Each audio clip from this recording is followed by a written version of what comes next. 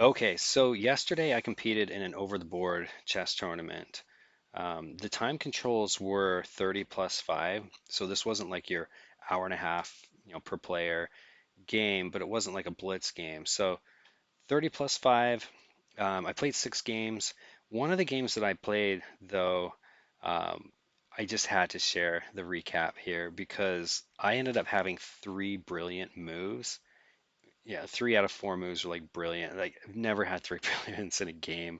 So I wanted to go over this game because this was a super fun game for me. Um, and it also happened to be that my opponent played the London, and the day before this tournament, I was analyzing lines to play against the London to try to get the opponent out of their prep. And I guess the most like suggested move to do that was to play C5. Um, Obviously the reason why is you're challenging their D pawn, and because this was not a blitz game, um, it's most likely that they're not just going to take or even advance to D5. What they're going to do is defend their D pawn. And so those were all the lines that I'd studied against. And sure enough, they did. And they played like the best move, I thought, for me at least, to do that, which was C3 instead of E3. So I was very happy to see this. So they took, and then I moved my queen out here to B6. So this from here, this is where I'd been studying a bunch of different lines. They ended up playing Queen D2. The idea here was they have two pawns that I'm threatening, and they felt the need to defend them both. And so this was one of the lines that I'd studied was this move. The other was Queen to C2.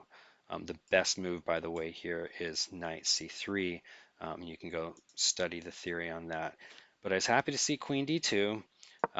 So I played my Knight C6, which was to double attack this pawn, um, which they'll have to defend. They cannot push here because I have takes. If they take back, I take here and win the rook.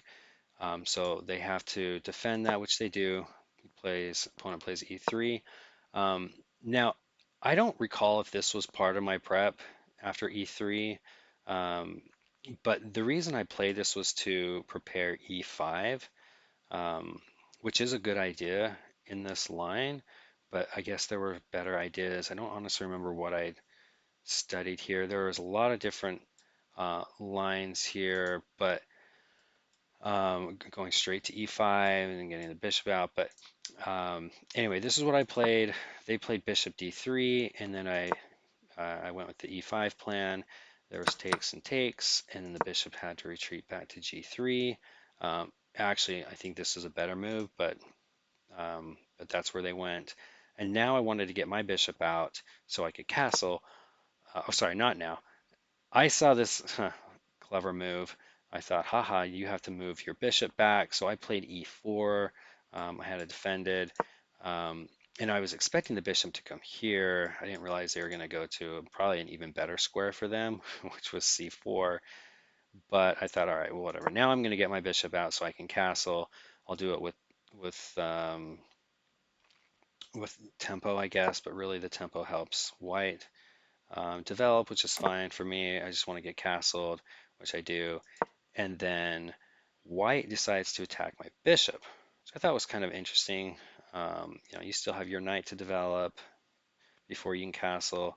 So I thought, well, I'm going to leave my bishop here. I'm going to have this in between move with my rook, putting pressure on the queen, so the queen has to move. And now I'm going to go to queen a5 because you cannot take because I'll take your rook. So I thought, clever me, um, but it really isn't that clever. White just develops their knight, which they were going to do anyway, and resolves the threat, and now they can castle. Um, I developed my bishop so I could connect my rooks and get my other rook into play, and then we see h3, which was bizarre. I was expecting a castle here, but whatever. I'm not even attacking the bishop, but h3 to, I guess, give the bishop a place to hide. Um, I developed to my rook to d7. The thought here was to bring my rook here to d8, um, and double up on the only open file. So that's why I did that. And then we see castles. Now at this point, I have to move my bishop, um, because it now is being threatened now that the king is moved, and the rook is defended by his other rook. So I come down here. Um, White plays their own move, uh, attacking my queen. So I thought, well, this is easy to resolve. I'll just come down here to queen seven, and um, little did I know, it, White has this really scary threat here, where they could win my bishop. They could win a piece here. I did not realize this. I did not see this during the game. Thankfully, my opponent didn't see it either because they immediately took my bishop. Um, when I took back with the rook because I still wanted to double up my rooks. Still not seeing this threat here on my queen, or this fork here on my queen and rook. Again, thankfully, my opponent didn't see it either because they played b5, which kicked my knight over to where I would much rather see my knight because I want to get my knight to this d3 square, which would be an outpost, or at least it will be once this bishop moves. And the bishop is going to move, by the way, because I'm attacking the bishop. Um, and they're going to want to keep that bishop. So they move it back to b3. Um, and I think now I do move to this. No, I don't. I move my rook out. I'm trying to remember why I moved my rook out here. I know I was thinking I have a double threat on this, so if this knight ever moves, I win this knight. Um, so I think that was my thought process here. Plus, I always had this move anyway. I'm not in any hurry, so I might as well keep developing. I can always jump my knight here. I think that's really what I was thinking, was this isn't going to go anywhere. Um, this is a weird move. After I move my rook out, I think the opponent was thinking I want to get my queen off of this battery. Um, and so I think that's why they did that. But now I thought this was a great time to move in with my knight with tempo on the queen, and now the queen has to move back. Um, the next move I played here was queen d7. Now, before I made this move, I spent a lot of time. I spent a lot of time on my 30-minute clock thinking, is there a tactic here when I formed this battery? And I decided that there was. So I moved my queen here and thought, I wonder if my opponent will see it. And they didn't. Or if they did, they didn't know what else to do. But I think they were thinking, you have your knight on a nice juicy outpost. I'm going to put my knight on this nice juicy outpost as well. Um, yeah, you see a lot, like a lot of mirroring. Um, what I do, my opponent does. And I think that's kind of the thought process here, but they did not see that I had this bishop sack here. And there's a lot of arrows here, but what I had analyzed here before I moved to queen d7 was, when I take this pawn, if they take back, I can take back, and I would be setting myself up for a mate in two. I get fucking, but if I can just get my knight here, I can come in here with my queen, and that's checkmate. The only way for white to stop that would be to move this pawn out. So I thought, okay, what if they move the pawn out? Um, well, I thought worst case, if they move that pawn out, I just move my bishop back, and no big deal. I just want a free pawn. So I thought, let's go for it.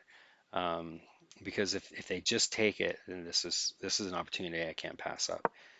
Well, they didn't take it, but instead they immediately went with pawn f3. And so I thought, okay, if there's nothing better here, again, I'll just move my bishop back, and I get that free pawn. Um, but I was starting to see other issues here. What if pawn takes? Now my knight's hanging. Um, Even if I take it back, like it starts to get pretty scary. So I thought, I wonder if I've just worked myself into a really bad position.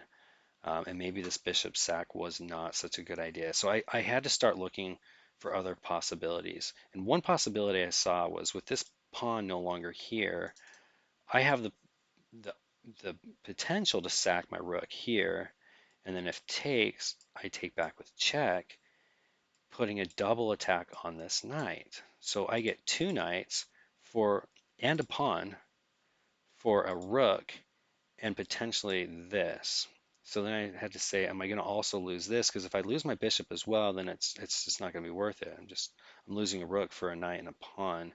But then I realized after this happens over here, after my queen takes, if queen takes and rook takes, then it doesn't matter if they take my bishop because now I can take their bishop. So I thought, all right, this there's probably other things that could go on here, but I thought I've seen enough, and I didn't put much more thought into this. I just took the knight with my rook, and sure enough, it was the best move. It was another brilliant move. I didn't know this, of course, during the game, but another brilliant move. And my opponent's next move was kind of surprising to me. They took my bishop. I thought, well, that's weird. You know, why take the bishop when you take my rook? Well, um, I believe that was a better move, but regardless, I now needed to move my rook because I didn't want to lose my bishop and my rook. And because these were all guarded, I only had one logical place to put the rook, so I just kind of quickly went back with the rook. And I was curious to see what white's going to do now. Well, geez. White went king g2. Um, so this was interesting. As soon as I saw the king come here on the same rank as the queen, and I have a battery already prepared here, which could check and win the queen, I thought, all right, I just got to get my knight out of here. This is too good to pass up. Um, and so then I thought, well, if I can check, then the king will have to move and the queen has to stay there, and I can do this. But then I thought if I do check on either of these squares, the king can then come off of this rank, and I don't have this forced winning of the queen. But I did realize that even if the queen doesn't have to take the rook also serves a great purpose here by cutting off the queen from coming over here. So I thought, well, this is really good. So I thought if I come here and check, white can't take the knight because I have this winning the queen. So after I go here and then the king moves to one of these squares, I'm still going to be able to do this and cut off the queen. So I thought this could be interesting. So where would I want my knight? Turns out it doesn't really matter which of these I take. Both of these moves by the knight are a brilliant move. I ended up going with this one, and my opponent played king h1, which I think is an excellent move. But I continued on with my plan. I put my rook here on d2. By the way, that was the third brilliant of the three brilliants, third brilliant in four moves. So I played the rook here, um, again with the idea of cutting off the queen. And now this was just looking devastating for white, because to me I was thinking the queen has to take here. I mean, and then even if the queen takes, it's game over. Because if queen takes and I take, you know, this is a mate threat right here. I guess white could come here, but I mean, this is just then I come win this. It's just game over here for white. So white played, queen c1, and I played queen h3 check, and this is a forced mate right here or here. Um, so yeah, this was the game. Three brilliants in this game.